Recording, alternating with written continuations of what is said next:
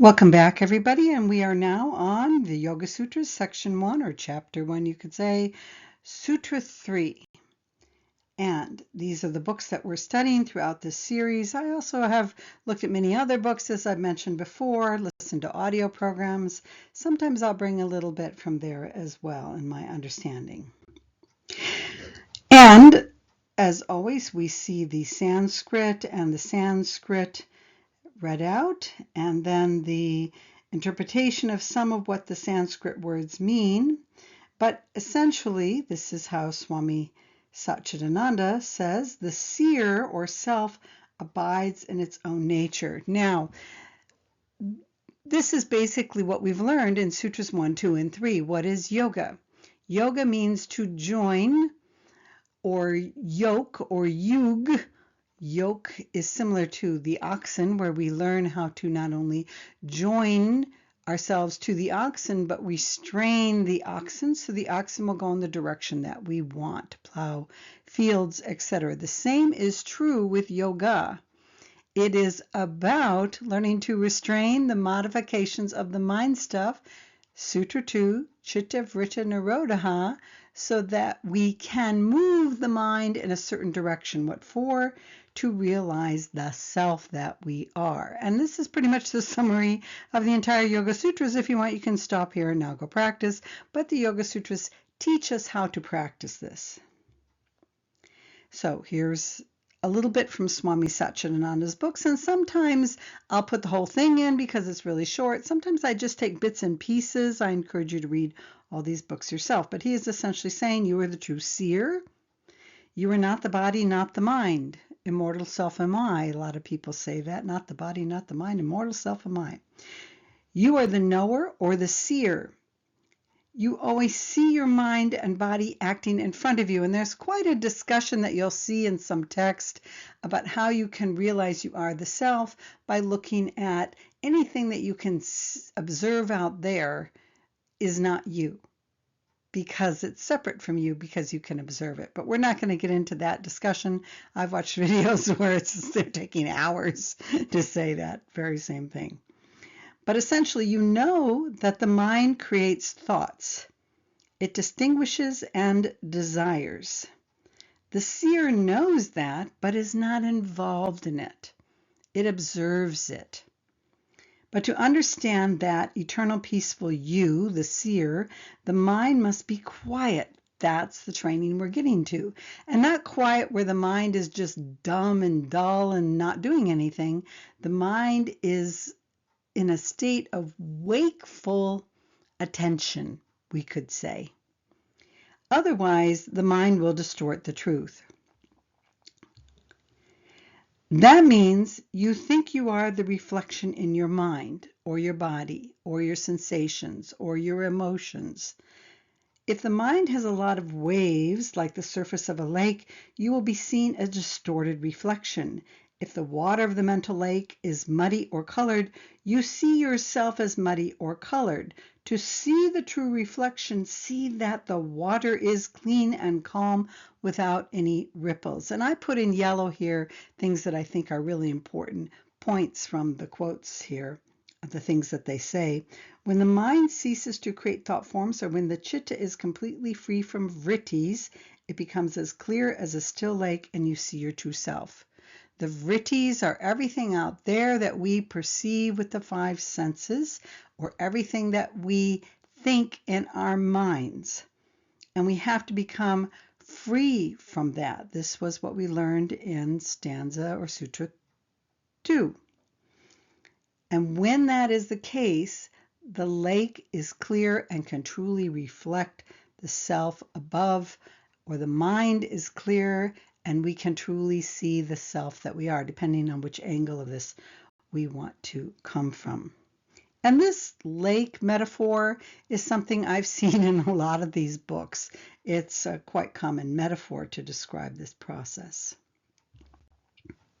Now we're going to get to Iyengar's book, and this is just a little piece from it. And I put in little pieces of things I think that they really add. And the main thing here I want to add is that volition being the mode of behavior of the mind, it is liable to change our perception of the state and condition of the seer from moment to moment. So the mind can have different experiences of the seer, but when it is restrained and regulated, a reflective state of being is experienced. The lake is calm. And in this state, knowledge dawns so clearly that the true grandeur of the seer is seen and felt. This vision of the soul radiates without any activity on the part of the chitta. Once it is realized, the soul abides in its own seat. And here, Iyengar is using the soul in the same way the Bailey teachings would use the word the triad or the true self, the Atma Buddhi Manas, that is in the Bailey model here. And again, if you watch the previous videos, Iyengar's definition of chitta is a little different than some of the other interpretations. It is not just the mind or mind stuff. Bailey talks about that interpretation as the mind stuff. Iyengar's is more that it's the consciousness itself here. And go back and rewatch the previous video on Sutra 2 if you really want to get that understanding. I don't want to explain it all again here. I'm just becoming repetitive. So that is the process of the Yoga Sutras. That is Kaivalya, that is moksha, that is enlightenment. It is the realization of that self. And we have a realization of it for moments and then extended periods of time. And the ability to consistently, continually realize it is building what in the Bailey teachings they call continuity of consciousness, the rainbow bridge that is able to anchor this awareness continually. In the Yoga Sutras, that's the last samadhi known as Dharma Mega Samadhi, the continuous realization of the seer and the self in your everyday waking consciousness. Here's Timely, and again, I love all these books, but I especially like Timely for how he connects it to the theosophical tradition. Then the seer is established in its own essential and fundamental nature. This sutra points out in a general way what happens when all the modifications of the mind at all levels have been completely inhibited. The seer is established in his svarupa. The seer is established in his svarupa. In other words, he attains self-realization. We cannot know what this state of self-realization is as long as we are involved in the play of chitta vrittis. As long as we are meditating in such a way where the mind is active, we're engaging the vrittis. We have to stop that process, restrain that process to be able to get into the higher samadhi meditative states. It can only be realized from within and not comprehended from without. It's not something we analyze with our minds. There's a purpose for that, but not in this practice of self-realization or realization of the triad. Even the partial and superficial comprehension which we can obtain under our present limitations by means of study and reflection is possible only after we have mastered the whole theory and technique of yoga outlined in this treatise. So the reason I put this in here is I just told you that you could get through all of this, just read the first 3 sutras and go practice. But Taimni is also reminding us it's important to understand the whole Yoga Sutras, the whole treatise, to know really how to practice. He can only know the truth in this way of only those things which are part of Drishyam, the seen, not of Drasta, the seer. For this he has to practice Nirbija Samadhi or Nirvikalpa Samadhi. Sometimes those mean the same thing. And 151 is that's going to be in section 1 or book 1, stanza or sutra 51 here. And now Vivekananda has very little to say on it, so I put everything he has to say in here. As soon as the waves have stopped and the lake has become quiet, you see how they repeat that metaphor, different people? We see the ground below the lake. So with the mind, when it's calm, we see what is. So with the mind, when it is calm, we see what our own nature is. We do not mix ourself, but remain our own selves. We do not mix the lower self up with the higher self. We remain the self, the seer that we are. So now we're going to look at what Bailey says. When this has been accomplished, the yogi knows himself as he is in reality. When the Chitta Vritta Nirodha, the restraint of the modifications of the mind, stuff, or consciousness. This might be described in the following way. She says, the man, written 100 years ago, everybody used male pronouns everywhere. Don't let that trip you up. Male, female person who knows the conditions and has fulfilled them as indicated in this preceding sutra, Chitta Vritta Nirodha, Sutra 2, sees the self, realizes the true nature of the soul, identifies himself with the inner reality and no longer with the concealing forms, dwells in the center, no longer upon the periphery, achieves spiritual consciousness, awakens to recognition of the God within. Now, she has more to say on this. I didn't put that in. I'm going to make a little note of my own. Again, the problem we consistently face in the Bailey understanding of the Yoga Sutras is that she sees these sutras, which she says specifically, we've covered this in previous videos, that they lead to the third initiation or soul infusion.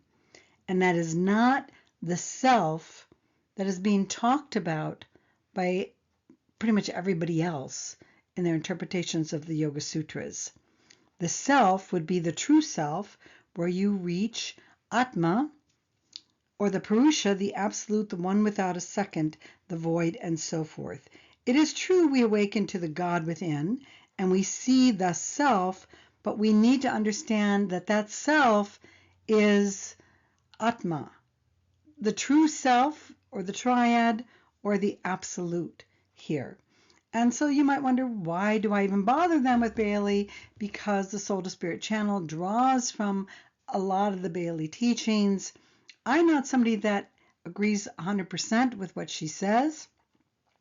I'm somebody that has a strong background in what other religious teachings say, and I've trained myself a lot more in what the Vedas and Vedanta have to say, and the correct, in my opinion, interpretation of the Yoga Sutras. And as I've done that, I've been able to go back to the Bailey teachings and I think understand them much, much better.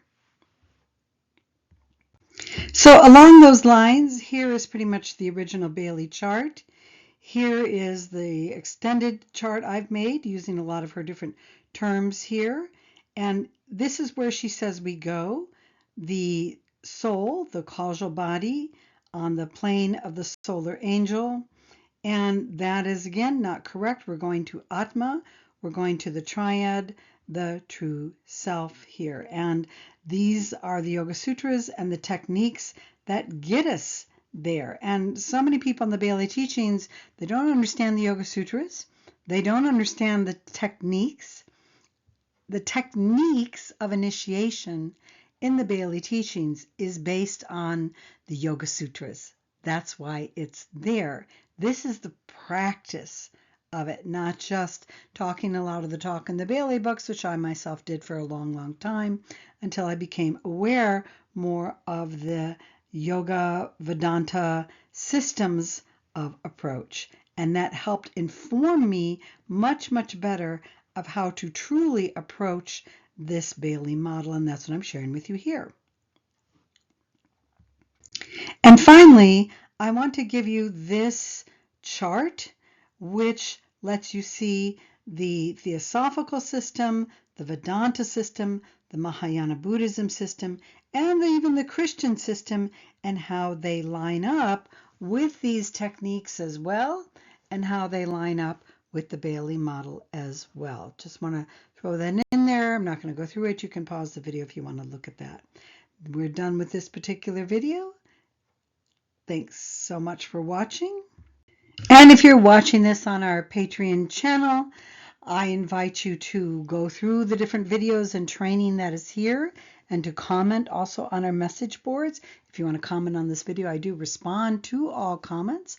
Or if you're watching this on YouTube, then I invite you to consider going over to the patreon.com Soul to Spirit channel and seeing what we have to offer there. There's a lot more there than is available on the YouTube channel. Thanks for watching.